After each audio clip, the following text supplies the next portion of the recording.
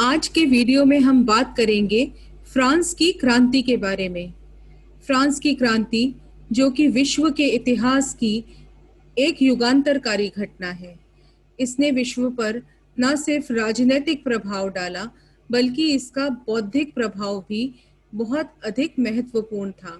France की क्रांति के को समझे बिना विश्व के इतिहास को समझना संभव नहीं है। तो ये चैप्टर जो है ये ना सिर्फ आपके पाठ्यक्रम के अनुसार बहुत महत्वपूर्ण चैप्टर है बल्कि विश्व के इतिहास की जनरल नॉलेज के लिए, सामान्य जानकारी के लिए भी ये एक बहुत इम्पोर्टेंट पड़ाव है। फ्रांस की क्रांति जो 1789 में शुरू हुई थी, जिसको अंग्रेजी में फ्रेंच रेवोल्यूशन और फ्रांसीसी भाषा में रेवोल्यूशना फ्रेंसा कहा जाता है। ये फ्रांस की क्रांति इतिहास की राजनीतिक और सामाजिक उथल-पुथल और आमूल-चूल परिवर्तन की एक अवधि थी, जो लगभग 10 वर्षों तक क्रांति चलती रही। कई चरणों में ये क्रांति हुई। ये क्रांति फ्रांस के तत्कालीन निरंकुश राजतंत्र, सामंतवादी शोषण, वर्गों के विशेषाधिकार और प्रजा के प्रति राज्य की उदासीनता का परिणाम थी और इसी के विरुद्ध आरंभ हुई थी। फ्रांस में इस समय जो वर्ग था वो शोषित और शोषण करने वाले के बीच में बटा हुआ था। असंतुष्ट वर्ग बहुत ज़्यादा बढ़ गया था। वहाँ का आर्थिक और राजनीतिक ढांचा बहुत विरोधाभासी हो गया था। राजनीतिक शक्ति राजा में केंद्रित थी। राज्य को सारे देश की धुरी माना जाता था। राजा अपनी इच्छाओं को ही कानून मानता था और किसी भी प्रकार के नागरिक अधिकार लोगों को प्राप्त नहीं थे। और राजा के अन्यायों और अत्याचारों से आम जनता बहुत त्रस्त हो चुकी थी। इस समय बीड़ा उठाया इस क्रांति को लाने का फ्रांस के बुद्धिजीवी लोगों ने। उस समय जनता को भाषण की, लिखने की, किसी भी चीज को प्रकाशित करने की कोई सुविधा नहीं थी। उन पे कड़ा प्रतिबंध लगा हुआ था।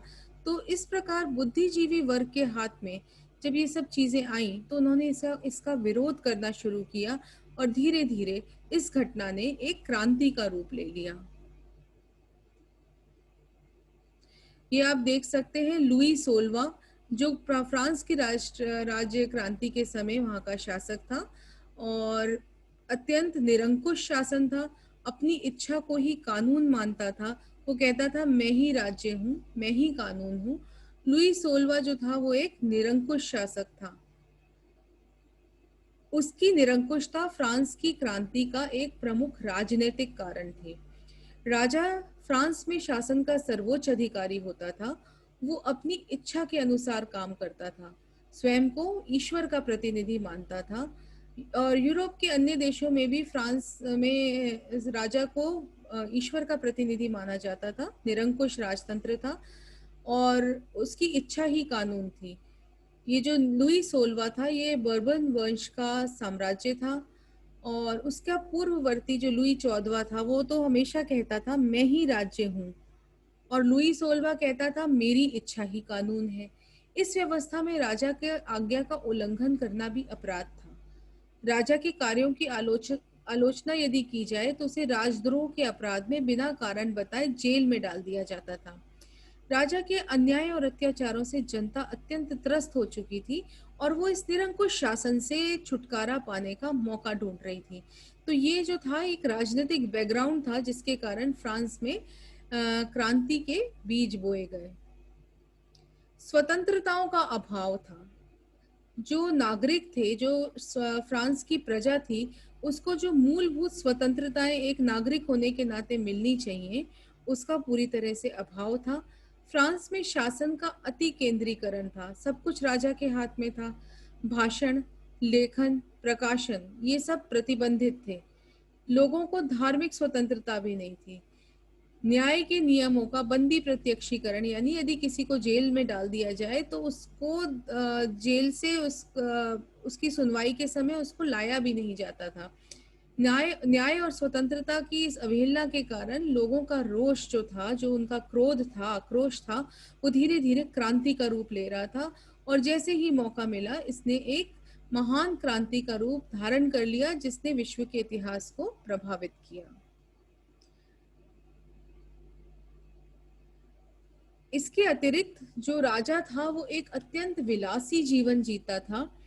वर्साई के महल में रहता था। वर्साई का एक भव्य प्रासाद था, ये आप देख सकते हैं। वर्साई के वर्सलिस कहते हैं जिसको अंग्रेजी में, उसके महल का ये चित्र है जो कि अत्यंत सुंदर, समस्त प्रकार की सुख और सुविधाओं से और भोग विलास से युक्त था, और उसमें एक बहुत विलासी जीवन राजा व्यतीत करता था। राजा रानी अपने आमोद प्रमोद पे, भोग विलास पे बहुत खर्चा कर रहे थे। फ्रांस की अर्थव्यवस्था पूरी तरह से इस विलासी जीवन के कारण खराब हो चुकी थी। अत्यंत खर्चीले युद्धों और लाइफस्टाइल के कारण फ्रांस में आर्थिक स्थिति बहुत ज़्यादा पुअर थी। रानी जो थी, ये रानी जो लुई सोल्वे की पत्नी थी, उसका नाम मैरी एंटोइनेट था, जो बहुत अधिक खर्चीली थी। बहुमूल्य वस्तुएं खरीदने का उसको अत्यंत शौक था। और एक तरफ तो किसानों की और मजदूरों की हालत ये थी कि उनको अकाल और भुखमरी के कारण भूखे मरने की नौबत आ रही थी। दूसरी ओर सामंत जो थे, कुलीन थे, और जो कुछ विशेषाधिकार प्राप्त वर्ग था, वो बहुत ही विलासिता का जीवन व्यतीत कर रहा था। तो ये विरोधाभास था बहुत ज्यादा फ्रांस की क्रांति में, फ्रांस की राजनीतिक व्यवस्था में। ये वर्साई के महल की तस्वीर है। प्रशासनिक अव्यवस्था भी एक और कारण था जिसके कारण क्रांति की शुरुआत हुई। फ्रांस का शासन बहुत बेढंगा और अव्यवस्थित था। जो सरकारी पद थे उन पे जो नियुक्ति होती थी उसमें कोई योग्यता नहीं होती थी। राजा के जो कृपा पात्र होते थे उनकी ही नियुक्ति ऊंचे पदों पर होती थी। और हर प्रांत में थोड़ी थोड़ी दूर पर, कहते हैं हर 5 से 8 किलोमीटर पर कानून ही बदल जाता था। जो चीज़ यहाँ पे कानून है वो आगे जाके कानून नहीं होगी। यहाँ पे टैक्स की दर कुछ है, आगे जाके कुछ और होगी। तो इस प्रकार से बिल्कुल अराजक स्थिति थी, और किसी भी प्रकार के न्याय में किसी भी प्रकार की ईमानदारी, न्याय व्यवस्था, जुडिशियस अप्रोच का पूरी तरह से अभाव था। राजा के जो सलाहकार थे, जो सेवक थे, जो अधिकारी थे, वो बहुत ज्यादा भ्रष्ट थे। उनका उद्देश्य था राजा की चाटुकारिता करना और अधिक से अधिक धन इकट्ठा करना, और प्रमुख पदों पर योग्यता नहीं बल्कि पैरवी के आधार पर नियुक्ति की जाती थी, और बहुत अधिक भ्रष्टाचार था। इसके बाद ये जो मैं आपको एक कार्टून दिखा रही हूँ, ये एक पॉलिटिकल कैरिकेचर है जो उस फ्रांस की व्यवस्था के बारे में बना था। और इसमें लुई सोल्वा अपने मंत्री को खाली खजाना दिखाते हुए पूछ रहा है कि मेरा खजाना खाली क्यों है। और पीछे बैकग्राउंड में आप देख रहे हैं कि जो उसके अधिकारी और सामंत हैं वो भर भर के धन जो है उस खजाने में से लेके जा रहे हैं। तो ये एक सटायर है, एक व्यंग है, ये बताते हुए कि राजा ने इस तरह की व्यवस्था कर रखी है कि उसके अधीन अधिकारी जो थे, जो सामंत थे, जो कुलीन लोग थे, वो धन को धीरे धीरे खजाने में से खाली कर रहे थे। और राजा अपने वित्त मंत्री को पूछ रहा है कि खजाना कहाँ है। उसको पता ही नहीं है कि किस प्रकार से धीरे धीरे राजकोष जो है पूरी तरह से रिक्त होता जा रहा है। न्याय व्यवस्था भी बहुत अधिक दुर्बल थी फ्रांस में। फ्रांस की राज्य न्याय व्यवस्था में सभी प्रकार के दुर्गुण विद्यमान थे। पहली बात तो अत्यंत महंगी थी। छोटे छोटे मुकदमे भी इतने लंबे चलते थे कि उसमें बहुत धन खर्च हो जाता था। जज जो थे उनकी नियुक्ति भी किसी योग्यता के आधार पर नहीं होती थी, तो वो सुयोग्य नहीं थे। इसके अतिरिक्त न्याय पाना एक अत्यंत खर्चीली प्रक्रिया थी। और राजा की एक आज्ञा थी, लेटर दी क्रेच, जिसके कारण कोई भी कुलीन, दरबारी या सम्राट का प्रिय पात्र यदि अपने किसी विरोधी को दंडित कराना चाहे तो वो एक राजाज्ञा ले जाता था, और जिसमें उसे बिना मुकदमा चलाए किसी भी व्यक्ति को गिरफ्तार किया जा सकता था, और उसकी कोई सुनवाई नहीं होती थी। इसके अतिरिक्त जो क्रिमिनल लॉज थे, जो दंड संबंधी कानून थे, वो भी किसी वर्ग के लिए कुछ और छोटे वर्गों के लिए कुछ और थे। यानी समान अपराध के लिए उच्च वर्ग को तो कम सजा थी, और जो निम्न वर्ग था या जनसाधारण था उसको ज्यादा या कड़ी सजा दी जाती थी। तो इस प्रकार का विरोधाभास न्याय व्यवस्था में फ्रांस की था, जिससे जनता को बहुत परेशानी होती थी। ये जो लेटर दी कैशा या लेत्रा दी क्रेच कहते हैं, ये राजाज्ञा थी जिसके कारण से किसी को भी गिरफ्तार किया जा सकता था। अब सामाजिक कारण क्या थे? फ्रांस का जो समाज था वो 3 एस्टेट्स में बटा हुआ था। प्रथम एस्टेट्स में आते थे पादरी वर्ग। चर्च जो था वो फ्रांस की राजनीति में एक बहुत महत्वपूर्ण भूमिका निभाता था। फ्रांस का चर्च बहुत राजा के बाद यदि कोई चीज़ सबसे ज़्यादा निरंकुश थी और सबसे ज़्यादा प्रभावशाली थी, डोमिनेंट थी, वो थी चर्च। रोमन कैथोलिक चर्च की प्रधानता थी। वो एक स्वतंत्र संस्था के रूप में काम करती थी। ये एक अलग प्रकार का राज्य के अंदर राज्य, state with in an state था। ये इनका अपना न्यायालय था। ये अपना टीथ जो कर था वो वसूल करते थे, जो एक धार्मिक कर था। और राज्य की भूमि का 5वां भाग जो था वो चर्च के पास था। और चर्च की जो फ्रांस में वार्षिक आमदनी थी वो लगभग 30 करोड़ रुपए थी। चर्च को किसी भी प्रकार का कर नहीं देना पड़ता था, लेकिन उसको लोगों पर कर लगाने का अधिकार प्राप्त था। और इस चर्च की अपार संपत्ति से जो पादरी थे और बड़े बड़े धार्मिक अधिकारी थे, वो भोग विलास का जीवन बिताते थे। उनको धार्मिक कार्यों से कोई मतलब नहीं था।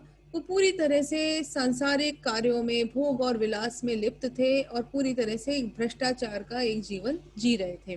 तो जनता की चर्च में आस्था नहीं थी। और चर्च जो था एक ऐसी चीज हो गया था जिसके कारण राज्य की कर व्यवस्था पर बहुत अधिक भार पड़ रहा था। तो ये आप देख रहे हैं कि किस प्रकार जो तीसरा वर्ग है, ये पादरी और कुलीन, और ये तीसरा वर्ग जिसको जंजीरों में जकड़ रखा है, और जब ये वर्ग जागा तो ये लोग डर गए कि अब तो क्रांति होगी। तो ये कैरिकेचर ये बता रहा है। दूसरी स्टेट या सेकंड स्टेट जो थी वो कुलीन वर्ग या सामंत वर्ग थे। ये सुविधा युक्त और संपन्न वर्ग था। या तो राज्य के अधिकारी होते थे, या राजा के रिश्तेदार होते थे, या प्रमुख सामंत या सेनापति होते थे। इनको बहुत सारे विशेषाधिकार प्राप्त थे। पादरी की तरह ये वर्ग भी, जो सेकंड एस्टेट था, वो भी राजकीय कर से मुक्त था। राज्य, धर्म और सेना के जितने भी ऊंचे पद थे उन पर कुलीनों की नियुक्ति होती थी। वे किसानों से भी कर वसूल करते थे। और वर्साई के राजमहल में इन लोगों का जमावड़ा रहता था। राजा को अपने प्रभाव में बनाए रखने के लिए ये तरह तरह के षड्यंत्र और तरह तरह की योजनाएं बनाते थे। कुलीन अपने विशेषाधिकार के कारण और उससे उत्पीड़न के कारण जन साधारण के लोगों को बहुत तंग करते थे, और जिसके कारण ही अंत में क्रांति का सूत्रपात हुआ। थर्ड या तृतीय एस्टेट में कृषक वर्ग और मजदूर वर्ग आता था। ये सबसे अधिक शोषित और पीड़ित था। इन्हीं को करों का बोझ उठाना पड़ता था। उन्हें अपने राज्य, चर्च और जमींदारों से को अनेक कर देने पड़ते थे। इनको किस किस को कर देने पड़ते थे? इनको राज्य को कर देना पड़ता था, इनको चर्च को कर देना पड़ता था, इनको अपने जमींदार को कर देना पड़ता था। कृषक वर्ग अपनी दशा में सुधार लाना चाहता था, मगर ये सुधार कैसे हो सकता था? जब तक कि क्रांति नहीं हो, क्योंकि राजा तो किसी भी प्रकार का सुधार करने के लिए तैयार ही नहीं था। और दूसरा था थर्ड एस्टेट में मजदूर वर्ग। इनकी दशा भी बहुत दयनीय थी। औद्योगिक क्रांति हो चुकी थी, घरेलू उद्योग धंधों का विनाश हो चुका था, मजदूर वर्ग बेरोजगार हो गए थे। पेरिस में कुछ फैक्ट्रीज में वो मजदूर रोजगार की तलाश में भाग रहे थे। और जब फ्रेंच रेवोल्यूशन हुआ तो इस मजदूर वर्ग ने एक बहुत बड़ी भूमिका निभाई इस क्रांति को करने के लिए। और इस क्रांति में उन्होंने जो मैन पावर जो दी थी, वो उसमें मजदूरों का भूमिका बहुत महत्वपूर्ण थी। मध्यम वर्ग जो था वो भी थर्ड एस्टेट में आता है। मध्यम वर्ग के लोग वो लोग थे जो कृषक और मजदूर भी नहीं थे, लेकिन ये वो वर्ग थे जो पढ़ा लिखा वर्ग था, ये बौद्धिक वर्ग था। और क्रांति का संचालन और नेतृत्व इसी वर्ग ने किया। इसमें कौन आते थे? टीचर्स जो थे, अध्यापक, डॉक्टर्स, वकील, जो छोटे व्यापारी होते थे, ये लोग इस वर्ग में आते थे। और ये फ्रांस की राजनीतिक व्यवस्था में वैसे महत्वपूर्ण थे। कर का बोझ भी इनके ऊपर बहुत अधिक था, और इन्होंने ही बौद्धिक क्रांति के रूप में फ्रांस की इस क्रांति का नेतृत्व किया। अब आर्थिक कारण क्या थे? युद्धों और राजमहल के अत्यधिक विलासी और अपव्यय के कारण फ्रांस की आर्थिक स्थिति पूरी तरह से खराब हो गई थी, लचर हो गई थी। आय जितनी थी उससे अधिक व्यय होता था और खर्चा पूरा करने के लिए सरकार बार बार कर्ज ले रही थी और कर की असंतोषजनक व्यवस्था के कारण और शासकों की फिजूल खर्ची के कारण बहुत खराब हालत हो गई थी। समाज के दो वर्ग तो कर मुक्त थे, जिसके बारे में मैं आपको बता चुकी थी। पादरी वर्ग यानी फर्स्ट एस्टेट और कुलीन वर्ग यानी सेकंड एस्टेट कर से पूरी तरह से मुक्त थे और सारा का सारा बोझ तृतीय वर्ग यानी थर्ड एस्टेट पर, जो कि किसान बेसिकली उस पर था। इसलिए फ्रांस में एक कहावत थी कि फ्रांस में जो पादरी है वो पूजा कर रहे हैं, कुलीन युद्ध कर रहे हैं और जनता कर दे रही है, मतलब सारा कार्य जनता कर रही थी। ये एक बहुत ही बढ़िया कैरिकेचर या व्यंग है या रेखा चित्र है, जो ये बता रहा है कि ये जो आदमी बुढ़ा सा जो झुकी कमर वाला है, ये थर्ड एस्टेट है और ये पूरा बोझ किसका उठा रहा है? पादरियों का और कुलीनों का। यानी फर्स्ट एस्टेट और सेकंड एस्टेट का पूरा बोझ जो है वो इस व्यक्ति के हाथ में है और इसकी कमर पूरी तरह से झुकी जा रही है और ये उसके ऊपर पूरी तरह से सवार हैं और तरह तरह से उसको तंग कर रहे हैं और ये इनको का बोझ ढोते हुए आगे बढ़ रहा है, ये फ्रांस। अब व्यापारिक और व्यावसायिक अवरोध। फ्रांस की व्यवस्था में व्यापार और वाणिज्य बिल्कुल ठप हो गया था। व्यापारियों और व्यवसायियों पर कितने प्रकार के प्रतिबंध थे और उन्हें हर प्रांत, जिले, स्थान पर विभिन्न प्रकार के कर देने पड़ते थे। इसका एक बहुत बुरा प्रभाव जो था वो फ्रांस की अर्थव्यवस्था पर पड़ रहा था। अब जो बात हो रही है वो सबसे महत्वपूर्ण कारण है फ्रांस की क्रांति का, वो है बौद्धिक जागरण। विचारकों ने, दार्शनिकों ने फ्रांस की राजनीतिक और सामाजिक बुराइयों की ओर लोगों का ध्यान आकृष्ट किया। जब इन्होंने एक बेस तैयार की, एक पृष्ठभूमि तैयार की, जिस पृष्ठभूमि में लोगों को ये पता चला कि ये सब चीजें क्या हैं, जैसे कि मॉन्टेस्क्यू ने, वॉल्टेयर ने, रूसो ने, इन लोगों ने फ्रांस की, रॉबस्पियर ने, इन सब चारों पांचों लोगों ने फ्रांस में एक बौद्धिक क्रांति की शुरुआत की। अपने लेखों से, अपने आर्टिकल्स से, अपने भाषणों से लोगों में एक चेतना जागृत की। रूसो ने कहा कि मानव स्वतंत्र जन्मा है, उसने फ्री विल के सिद्धांत की खोज की। मॉन्टेस्क्यू ने कानून की आत्मा, स्पिरिट ऑफ लॉज की रचना की। वोल्टेयर ने किताबों की रचना की, सार्वभौमिकता के सिद्धांतों का प्रतिपादन किया। तो इस प्रकार से इन लेखकों ने लोगों को मानसिक रूप से क्रांति के लिए तैयार किया। ये आप देख सकते हैं, ये रॉबस्पियर है, ये वोल्टेयर हैं। इन लोगों का प्रभाव जो था क्रांति की पृष्ठभूमि तैयार करने में बहुत महत्वपूर्ण था। अब सैनिक असंतोष। फ्रांस की जनता तत्कालीन सैनिक व्यवस्था से असंतुष्ट थी और सेना में असंतोष फैलते ही शासन का पतन हो जाता है। सैनिकों को वेतन नहीं मिलता था, उनके खाने पीने और रहने की व्यवस्था नहीं थी। तो वो धीरे धीरे, जब टेनिस कोर्ट की शपथ हुई तो सैनिक भी उनसे मिल गए थे और सेना में भी रोष स्वाभाविक से हो गया था। अब कुछ विदेशी घटनाओं ने भी फ्रांस की क्रांति में बहुत महत्वपूर्ण प्रभाव डाला। फ्रांस की क्रांति के पूर्व 1688 में इंग्लैंड में गौरवपूर्ण क्रांति हो चुकी थी, जिसके कारण इंग्लैंड में निरंकुश शासन समाप्त हुआ था और जनता के अधिकारों की सुरक्षा हुई थी और एक संसदीय या पार्लियामेंट्री फॉर्म ऑफ गवर्नमेंट की संसदीय व्यवस्था के आरंभ हो गया था। तो फ्रांस में भी लोग इंग्लैंड जैसी संवैधानिक शासन व्यवस्था की कामना करने लग गए थे। तो इंग्लैंड की गौरवपूर्ण क्रांति ने फ्रांस में जनमानस पर प्रभाव डाला और अमेरिकी स्वतंत्रता संग्राम भी उस समय चल रहा था। इस युद्ध में फ्रांस ने अमेरिका को आर्थिक और सैनिक सहायता दी थी। इस युद्ध में अमेरिका की तरफ से फ्रांस ने सैनिकों ने संघर्ष में भाग लिया था और जब वो वापस घर लौटे, स्वदेश लौटे, तो उन्हें समझ में आ रहा था कि जिस स्वतंत्रता और समानता के सिद्धांतों के लिए वो संघर्ष कर रहे हैं, उनके अपने देश में तो वो है ही नहीं। इसलिए उन्होंने भी राजतंत्र का विरोध आरंभ कर दिया था। तो इन दोनों घटनाओं का, फ्रांस की वो अमेरिकी स्वतंत्रता संग्राम का और इंग्लैंड की गौरवपूर्ण क्रांति का प्रभाव जो था वो फ्रांस की क्रांति पर पड़ा। अब जो तात्कालिक कारण था वो था स्टेटस जनरल की बैठक। लुई सोलवा जो कि बहुत ही अयोग्य शासक था, उसके काल तक आते आते खाली लुई सोलवे का ही दोष नहीं था, लुई 14वें के समय से ही ये व्यवस्था चल रही थी। 15वें ने फ्रांस को अनावश्यक युद्ध में झोंक दिया और 16 के काल तक आते आते फ्रांस की पूरी व्यवस्था ऋणों में डूब चुकी थी। अमेरिकी स्वतंत्रता संग्राम में फ्रांस के दिवालियेपन को पूरी तरह से मुहर लगा दी थी। और आर्थिक दुरावस्था को दूर करने के लिए 3 जल्दी जल्दी वित्त मंत्री बदले गए, जिसमें तुर्गो, नेकर और कोलोन थी।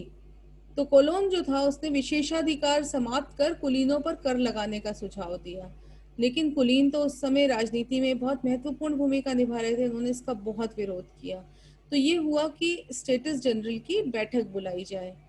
ये बैठक 1789 में लगभग पौने 200 साल बाद हो रही थी और स्टेटस जनरल की बैठक का समाचार सुनकर सभी वर्गों ने कहा ये सही है, अब यहाँ हमें अपनी बात कहने का मौका मिलेगा। कोलोन का जो कुलीनों को उम्मीद थी कि इस बैठक में वो उन विशेषाधिकारों को प्राप्त कर सकेंगे जो लुई 14वें के समय में उनसे छीन लिए गए थे, और मध्यम वर्ग सोच रहा था कि वो अब कुछ ऐसी नीतियां बनाएंगे जो कि प्रगतिशील होंगी, जिनसे राज्य का विकास हो सकेगा। किसानों को ऐसा लगता था कि इस बैठक में सामंती विशेषाधिकारों के विरुद्ध जो उन पे कर लगाए जा रहे हैं उनके विरुद्ध वो आवाज उठाएंगे और उनके शोषण से उन्हें मुक्ति मिलेगी। तो फ्रांस जो था उसके सारे वर्ग जो थे वो इस स्टेटस जनरल के अधिवेशन के लिए बहुत उत्साहित थे। ये स्टेटस जनरल का अधिवेशन के चित्र हैं जो होना था।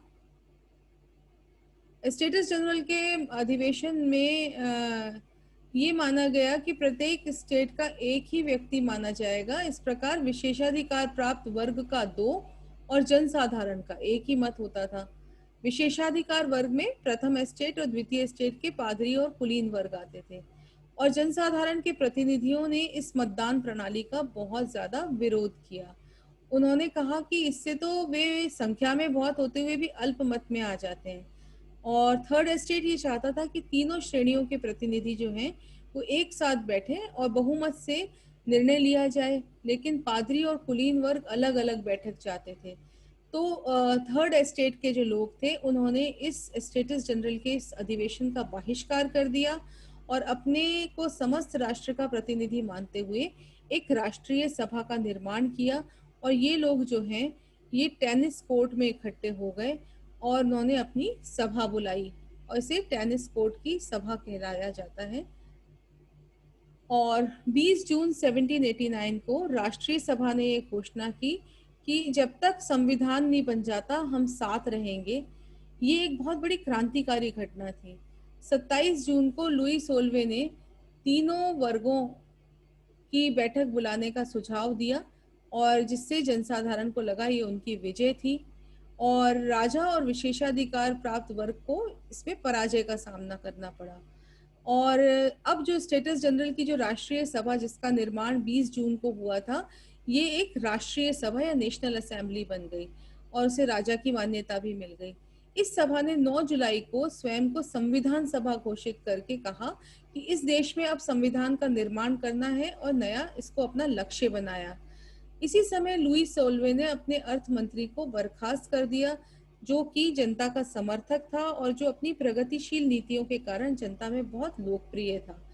और उसी समय ये खबर भी फैल गई कि जो राजा के का जो किला है जो ये आपको दिखाई दे रहा है फोटो में, जिसका नाम बास्तीन है, वहां पे राजा ने बहुत सारे शस्त्रों का भंडार जमा कर रखा है। तो 14 जुलाई को पेरिस की क्रांतिकारियों की भीड़ ने बास्तील पर हमला कर दिया और उसको पूरी तरह से अपने अधिकार में ले लिया। इस घटना को बास्तील का पतन कहा जाता है। ये एक ऐसी घटना थी जो निरंकुशता का पतन और जनता की विजय का प्रतीक थी, और यही क्रांति का उद्घोष था। इसलिए फ्रांस में इसी दिन को क्रांति का प्रारंभ माना जाता है, और फ्रांस 14 जुलाई को जिस दिन बास्तील का पतन हुआ था उसको अपने स्वतंत्रता दिवस के रूप में मनाता है। तो अभी हमने देखी कि किस प्रकार से क्या कारण थे जिन्होंने फ्रांस को क्रांति के रूप में आगे बढ़ाया, और अब इस क्रांति के क्या चरण थे और इसके क्या परिणाम थे, ये हम नेक्स्ट वीडियो में देखेंगे। तब तक के लिए आप सभी को धन्यवाद। इस वीडियो को अधिक से अधिक संख्या में शेयर करिए, लाइक करिए और सब्सक्राइब करिए। Thank you so much.